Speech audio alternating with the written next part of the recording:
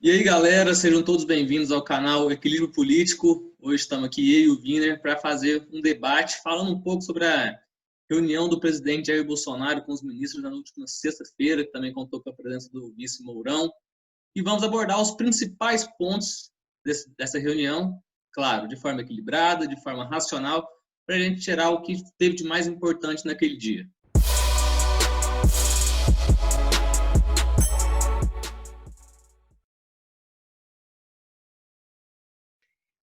Pessoal, a primeira fala para mim que foi a mais importante foi do ministro Paulo Guedes, falando sobre o intuito daquela reunião ministerial, que era o Pro-Brasil. Ele já vem dar meio que um ralo ali no ministro, que estava apresentando, falando que aquilo lá não era um plano Marshall, que o plano Marshall não foi bem executado, foi um fracasso. Ele já começa a dar uma pequena chamada de atenção no apresentador do programa. E depois ele já entra com os comentários de economia, exaltando todo o processo que tem que ser feito no Brasil. E depois já vem o ministro Onyx Lorenzoni falando sobre vender o Brasil, que vai para fora, faz vendas do Brasil e tudo mais. Na reunião tem vários momentos que para mim são cruciais, eu acho que a gente deveria focar nesses momentos, entre eles a fala do ministro Ricardo Salles. Vou passar a palavra para o Paulo, para ele falar o que ele achou do comentário do ministro do Ricardo Salles. Não, se você falar por nome, assim, eu não vou lembrar o que ele falou, não. Ministro do Meio Ambiente. Tem que lembrar a fala dele aqui, irmão. Então vou puxar o argumento aí do Ricardo Salles. Ele é mais fácil, que não é ministro. Ele falou que para aproveitar esse momento do coronavírus, para passar de baseada os projetos de meio ambiente. Ou seja, ele quer aproveitar de uma situação crítica, um momento de calamidade de saúde pública, para estar passando aí os projetos, o próprio termo dele, a boiada, toda nesse momento. Ou seja, ele está aproveitando que a imprensa, que está todo mundo focado na pandemia, que é o certo, para estar passando de baseada aí os projetos. Para mim, um grande malcarachice, aproveitando desse momento que deveria estar focado para outra coisa. Ele até chegou a falar que, nas situações normais, tudo que vai tentar aprovar repercute muito e isso atrapalha o trabalho do governo. Só que isso aí também é uma coisa que sempre aconteceu no Brasil, né? Sempre que tem alguma coisa desastrosa, alguma coisa que choca muito, assim, eles sempre aproveitaram para passar alguns projetos que normalmente não seriam aprovados facilmente. Isso aconteceu até no próprio coronavírus, já no início da pandemia, se aprovou vários projetos ali que normalmente, que estavam até engavetados às vezes, né, que não tinham tanto assim, apoio para ser aprovado, e eles conseguiram passar isso. Isso é o modus operandi, né, de vários políticos hoje nossos, que é tentar aproveitar as circunstâncias, né? Como você mesmo falou, um momento crítico, um momento triste, um momento preocupante, e eles mais preocupados com os projetos deles, que com certeza não são projetos de benefício comum, porque quando é assim, não tem por que você tentar aproveitar de algum momento, né? Como ele mesmo falou, vamos passar a boiada, aproveitar tudo que der para aprovar já, porque quando isso tudo passar, esses projetos com certeza vão ficar travados, engavetados, como eles deveriam ser. E outra coisa, você falou muito da fala do Paulo Guedes, primeira coisa que eu percebi, que me chamou a atenção no início da reunião, foi que ali no início, Paulo Guedes era o único de todos aqueles ministros, de toda aquela reunião, que estava seguindo as recomendações de prevenção e estava utilizando máscara. Todo mundo lá de cara aberta, um do ladinho do outro ali, falando como se não acontecesse nada. O Paulo Guedes, pelo menos, era o único que estava usando uma máscara ali. Depois ele acabou tirando para falar também, mas pelo menos no início ele estava seguindo essa recomendação, enquanto os outros estavam nem aí para isso. Ele que está muito certo nesse ponto, pois ele é do grupo de risco, né? mas tinha vários outros ministros ali do grupo de risco, tanto pela obesidade, que já tem falado muito que a obesidade é um fator de risco, quanto pela idade. Eles também, a maioria deles são idosos já. Então, assim, isso aí, eles deveriam ter se atentado a isso. Estavam menos de 2 metros de distância, estava bem perto um do outro. Não, lado a lado ali, era meio metro. Assim, estava bem próximo um do outro. Voltando à pauta da reunião, uma das falas que mais impactou, que está mais repercutindo, foi do Abraham, né, o ministro da Educação, que, assim, de todas as falas de todos os ministros, para mim foi uma das mais preocupantes. Deferiu palavras aí contra o STF, chamando os ministros do STF de vagabundos. Esses vagabundos do STF têm que ser presos. Essa foi a fala do Abraham. E, assim, isso é um absurdo. Acho que o poder tem que respeitar o outro, o executivo tem que respeitar o judiciário, que tem que respeitar os outros do mesmo modo. Isso é o mínimo, respeito é tudo. Mesmo que eles erram, tem os erros dele, acho que as pessoas devem ser tratadas com respeito, ninguém gosta de ser chamado de vagabundo. Com certeza, se fosse um ministro do STF chamando ele de vagabundo, ele não iria gostar. Sim, e ele começou a fala dele, inclusive, já muito exaltado, desde a primeira frase dele lá, que ele queria acabar com Brasília, né? Pelo que ele falou, chamou Brasília de um antro de corrupção, de onde só acontece coisa suja, o que para muitos já é uma visão, né?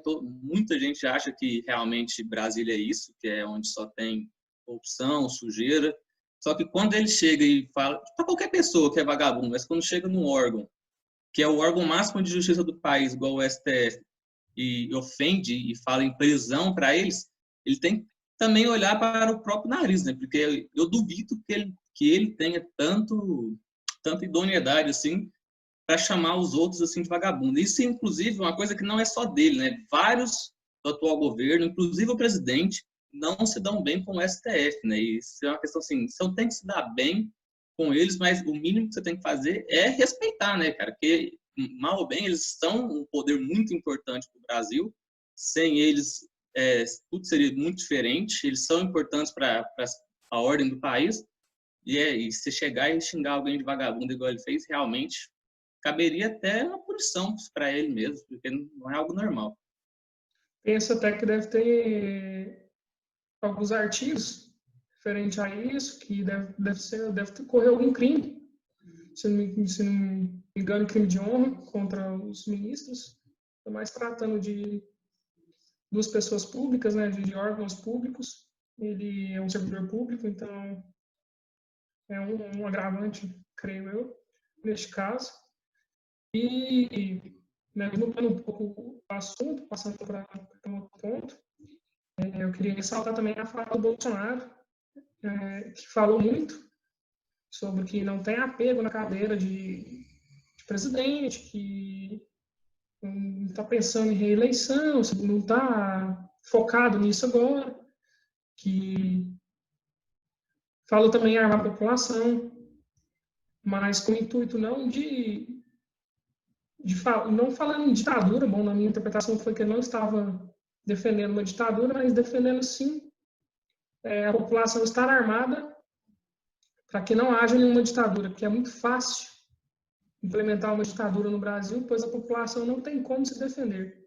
A gente vê aí todo mundo em casa, nesse isolamento social, e de forma que, se o governo quisesse promover alguma ataque à democracia, conseguiria de forma muito simples. Não temos como nos defender disso. E esse ponto, eu acho que foi relevante, foi algo assertivo na fala dele. Porém, algo que me deixou indagado, que eu tenho uma crítica, é referente à interferência. Ele contextualiza lá, falando que o irmão dele sofreu de uma fake news, foi até um açougue e tudo mais. Eu acho que depois vale todas as pessoas que estão vendo aqui ver o vídeo na íntegra também, esse vídeo de reunião ministerial, para ficar mais por dentro do assunto. mas ele está contextualizando ali, falando do irmão dele, e após isso ele afirma de forma bem veemente que vai interferir sim, que se for preciso vai tirar o delegado, a pessoa que vai no poder daquele poder, se for preciso vai tirar acima, se for preciso sai o ministro, ou seja, fazendo uma referência até no processo que está sob investigação no STF, a questão da interferência política na Polícia Federal. Isso é muito preocupante, eu não sei se, na minha interpretação, mostra que ele já teve uma prepotência, uma tendência de querer interferir. Ele fala em informação privilegiada e até nesse mesmo dia, na porta do Planalto, ele cita novamente, falando que tem informações privilegiadas de policiais, que recebem informações, tem uma rede particular de informações. Se dependesse de outras informações, ele nem via notícias de outra forma, tem que ser dessa rede particular dele de informações. Isso me preocupa se essas informações que eles estão recebendo não são sigilosas, se ele não está interferindo em processos que estão em curso. E, assim, eu queria saber de você, o que você fala, argumenta sobre a fala do presidente. O Bolsonaro ele teve uma série de falas ali que dá para discutir bastante, daria para fazer um debate aqui falando só sobre as falas do Bolsonaro. Uma delas, estava falando da Polícia Federal, né, que ele não fez nem questão de esconder que iria interferir sim, que iria mexer com a Polícia Federal. E o que é muito preocupante, né, porque a Polícia Federal é um órgão de fiscalização, um órgão de investigação, e eles têm que ter o controle do que está sendo feito ali, e eles não têm necessariamente a obrigação de ficar passando tudo que é informação para ninguém, nem mesmo para o presidente da República. E aí já tinha aquele problema lá de investigar os vídeos dele, e uma série de problemas que a gente vai ter que ver mais para frente, isso vai rodar muito ainda, vai ter muita coisa para acontecer nesse meio. E da parte de armar a população que você tinha falado, né, isso sempre foi uma pauta do Bolsonaro, desde a época que ele era deputado, desde a época de campanha dele, foi uma pauta muito forte dele, armar a população, e ele conseguiu colocar o fato da população se defender da ditadura como uma desculpa boa, só que, racionalmente falando, você pode colocar um 38, uma pistola na mão de cada brasileiro aí. Se o exército, se a força militar quiser dar o golpe, vai dar o golpe, porque como que eu e você, que somos cidadãos normais, com uma pistola dentro de casa, vai combater um serviço militar? A gente não tem preparo para isso. Mas o que a gente vai conseguir, às vezes, é pegar a arma e a gente não vai nem conseguir tirar, porque tem que ter todo um preparo para isso. Então, armar a população, para mim, não evita o tal do golpe militar, que ele disse que seria uma tentativa. É uma justificativa para ele não falar só que está querendo armar por armar, mas na prática isso não funcionaria.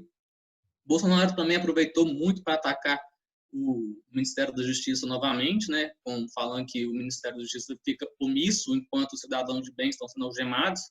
Falou que até pouco tempo atrás era proibido em algemar qualquer pessoa e hoje as pessoas são algemadas e o Ministério da Justiça não fala nada. E também a parte que ele falou que não há AI-5 no Brasil, que ele vê esse pedido por volta AI-5 nas faixas e para ele não significa nada, só que realmente não existe o AI-5, isso é ótimo, a gente tem que lutar para que ele continue não existindo, só que há sim o intuito na cabeça de muitas pessoas, muitos apoiadores dele, de que volte isso, de que volte a ditadura militar, muitos não por realmente gostar, ou muito por falta de informação, de não saber de fato o que era a ditadura militar. E aí, quando tem esses protestos, essas passeatas que pedem a volta da ditadura, que pedem a volta do AI-5, e ele se faz presente no carro de som, no carro alegórico lá, desses debates, ele endossa o grito dessas pessoas, ele dá força para a fala dessas pessoas, o que é, de fato, muito preocupante. Ele disse que não existe ditadura no Brasil, que isso nunca vai acontecer de novo, mas existe sim na cabeça dos apoiadores dele. Isso é preocupante. Inclusive, nas últimas passeatas que teve aí, essas vezes já não esteve tão presente assim, a gente via até mesmo bandeiras neonazistas presentes, o que é mais preocupante ainda do que você ver uma faixa escrito volta AI-5, volta ditadura militar. Então, eu acho que, por mais que ele fale que não há, ele também tem que fazer a parte dele para que não haja. Então, se ele fala que a faixa não significa nada para ele, ele tem que entender que muitas pessoas são extremistas no Brasil, principalmente fã de político é muito extremista. Isso não é só o fã do Bolsonaro, é o fã de qualquer outro político, de qualquer outro partido. Ele sempre vai ser muito extremista.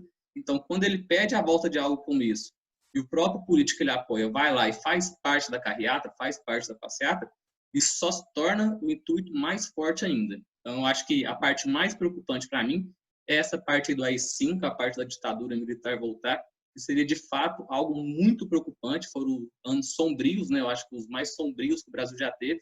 E só de cogitar voltar a algo assim, para mim, eu já considero um absurdo sem fronteiras. O único ponto que eu vou discordar da sua fala aí foi no começo da sua fala, você fala que na prática pode ser que as pessoas armadas não consigam lutar contra uma ditadura ou algo nesse sentido.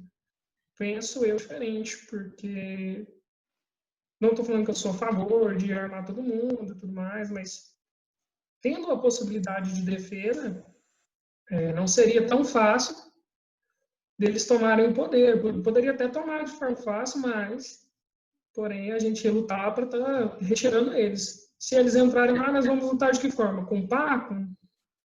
Na verdade, assim, o meu medo é o seguinte... Bala contra bala, não tem uma pá contra arma, né? Fica na mesma posição. O meu medo é só o seguinte, eu falo por mim mesmo, eu não tenho treinamento armamentista, eu não sei nem sequer carregar uma pistola. E aí, por exemplo, muitas pessoas teriam mais condições de se defender, realmente. Só que o meu medo é que, assim, independente se você tem condições de se defender ou não, no final é muito difícil o cidadão vencer o exército. E isso automaticamente poderia... a gente está falando de uma situação muito hipotética aqui, né? Ninguém está falando que vai ter golpe, vai ter ditadura, essas coisas assim. Mas numa situação hipotética, se chega o exército na sua casa, chega lá, 5 soldados na sua casa, e você está desarmado, está lá só seguindo sua vida, eles vão lá, vão falar que a ditadura voltou, pronto. Se você tiver de acordo, beleza. Se não tiver, provavelmente vai sofrer as consequências. Se você tiver armado e reagir, você abre o precedente para que essas pessoas cheguem atirando também. E aí, numa troca de tiro entre você com uma arma e 5 soldados, cada um com uma arma, a tendência é só que morra mais gente, né? Eu acho que dificilmente a pessoa vai conseguir desarmar o exército. Mas, como já disse, a gente está falando de uma situação hipotética, realmente poderia favorecer um pouco alguns cidadãos, mas na maioria não conseguiria reagir, e isso, não, na minha visão, não impediria o golpe, a ditadura. Mas, repetindo, a situação hipotética, a gente tem que trabalhar para que não chegue nesse ponto, porque isso seria catastrófico para o país inteiro. Sim, a gente está só debatendo hipóteses aqui, mas bem superficialmente. Acho que, voltando aqui à pauta do debate, vou citar aqui a Damares, foi outra fala muito relevante. Ela que foi bem, assim como o Abraham, veio falando de prender governadores, que meu ministério, vamos prender governadores, prefeitos e etc., de forma que eu sei da onde que ela tirou na cabeça dela que o ministério dela tem esse poder, que ela tem esse poder. Parece que ela não está no Ministério da Defesa e dos Direitos Humanos, Família e Mulheres, parece que ela está em outro ministério, não estou entendendo onde que ela está com a cabeça, para ser bem sincero. E assim, essa fala dela, esse ataque a governadores, prefeitos, partindo do governo federal, porque ela é membro do time do governo federal, isso só cria aquela narrativa pior ainda, que já está ruim, de uma briga, de um descontentamento entre governo e governadores. E, assim, creio eu que deve ter alguns crimes, tanto de honra como, entre outros, nessa fala dela, fora sem questão de bom senso, sem falar no bom senso e em outras questões. Então, assim, penso eu que deve ter pontos criminais nessa fala dela.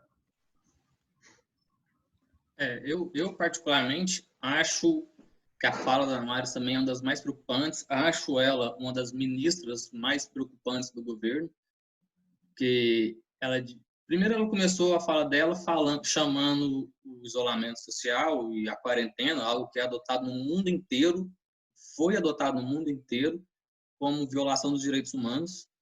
Ela também, uma parte importante do que ela falou para mim foi a parte do movimento feminista dentro dos ministérios, que elas estão lá apenas para lutar pro aborto, que eles vão querer que toda mulher que tenha tido coronavírus tenha direito de abortar, e eu, particularmente, eu não vi isso hora nenhuma, nunca vi nenhum movimento aí pró-aborto para mulheres que tiveram coronavírus.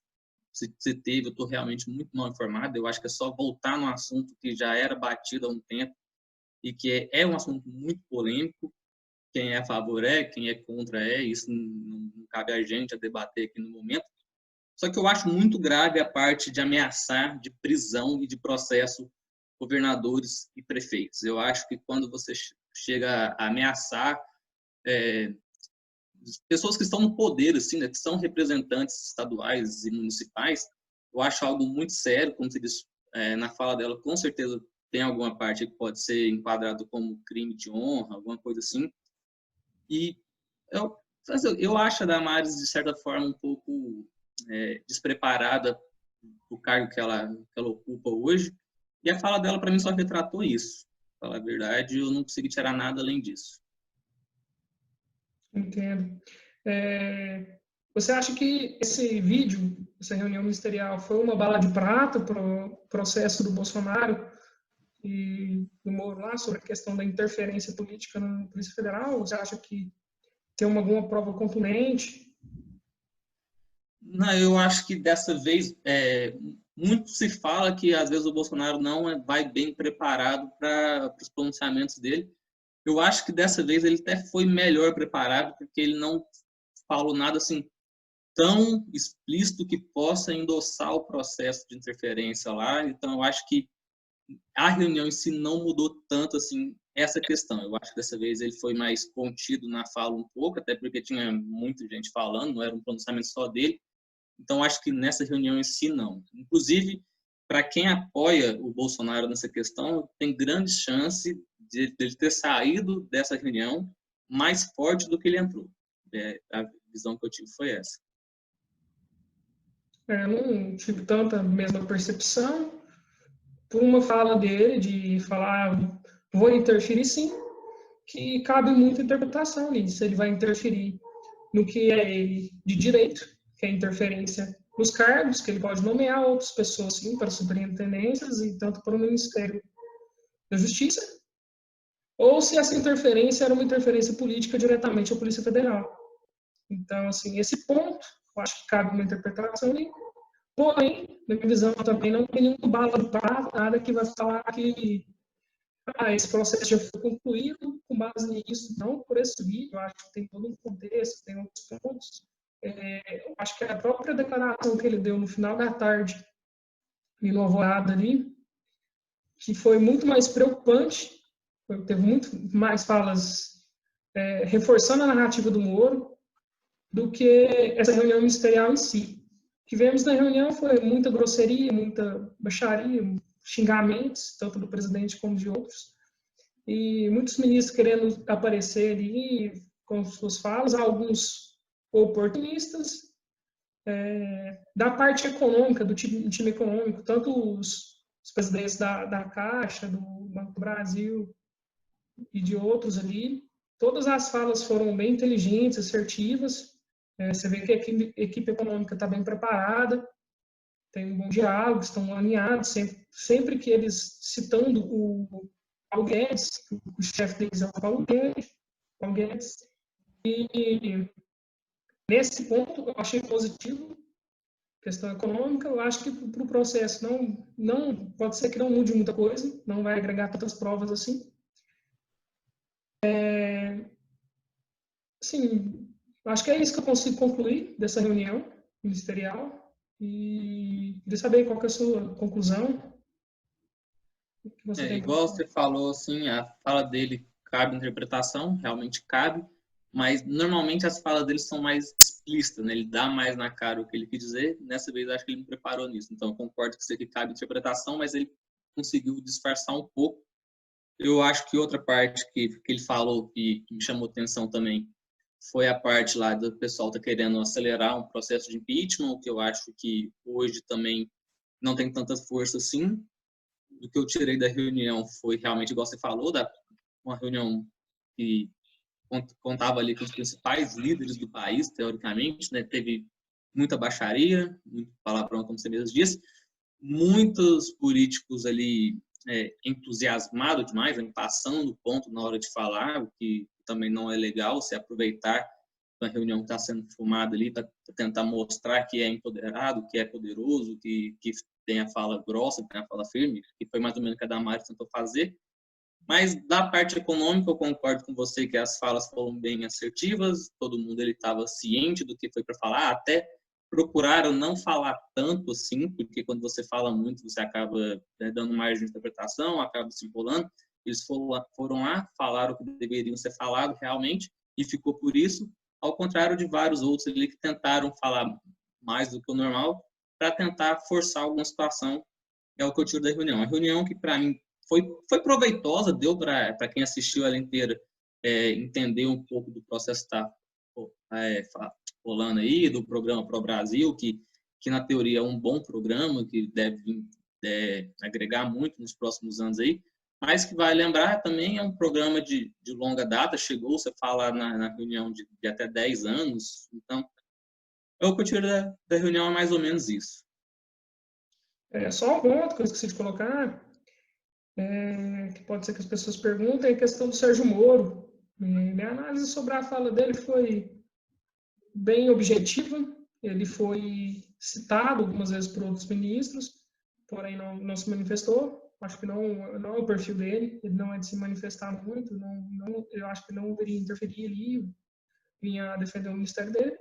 Ele só colocou um ponto bem colocado para o Brasil, ressaltando a segurança e única outra coisa, outro ponto que o Moro fez ali foi sair no meio da fala do Guedes. Provavelmente ele teve determinado compromisso, não sei. Mas ele foi o único ministro que levantou antes do término da reunião, que saiu um pouco antes do término da reunião.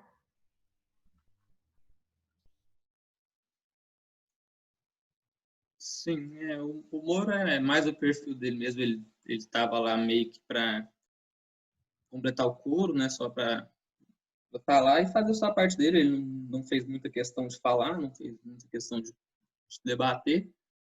E sobre ele ter saído ali no final, acho que também já estava bem no final da reunião, eu não vejo como nenhum grande problema isso também não.